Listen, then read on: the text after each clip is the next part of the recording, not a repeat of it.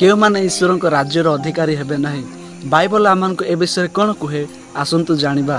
ପ୍ରଥମ କରନ୍ଥୀୟ 6 ଅଧ୍ୟାୟ 9 ପଦ ଏବଂ 10 ପଦ ମଧ୍ୟରେ ଲେଖା ଅଛି, ଅଧାର୍ମିକମାନେ, ବ୍ୟଭିଚାରୀମାନେ, ପ୍ରତିମା ପୂଜକମାନେ, ପାରଦାରିକ କି ସ୍ତ୍ରୀବତ୍ ଆଚାରୀମାନେ, ପୁମୈଥୁନକାରୀମାନେ, ଚୋରମାନେ, ଧନଲୋଭୀମାନେ, ମତୁଆଳମାନେ, ନିନ୍ଦକମାନେ, ପରଦ୍ରବ୍ୟ ଲୁଣ୍ଠନକାରୀମାନେ ଈଶ୍ୱରଙ୍କ ରାଜ୍ୟର ଅଧିକାରୀ ହେବେ ନାହିଁ।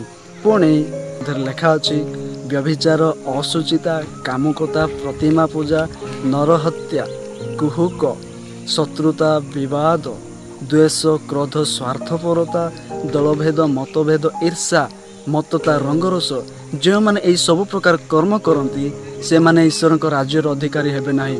ମୋର ପ୍ରିୟମାନେ, ଆସନ୍ତୁ ଆମେମାନେ ସମସ୍ତେ ଏହି ସମସ୍ତ କର୍ମ ଗୁଡ଼ାକରୁ, ଏହି ସମସ୍ତ ବିଷୟରୁ ବିମୁଖ ହେବା। ଏହି ସମସ୍ତ କର୍ମ ଗୁଡ଼ିକୁ ଆମମାନଙ୍କ ଜୀବନରୁ ଏଡ଼େଇ ଦେବା। ଆମେମାନେ ଏହି ସମସ୍ତ କର୍ମ ଗୁଡ଼ାକୁ ପରିତ୍ୟାଗ କରିବା। ତାହେଲେ ଆମେମାନେ ଈଶ୍ୱରଙ୍କ ରାଜ୍ୟର ଅଧିକାରୀ ହେଇପାରିବା। ଆମେନ୍।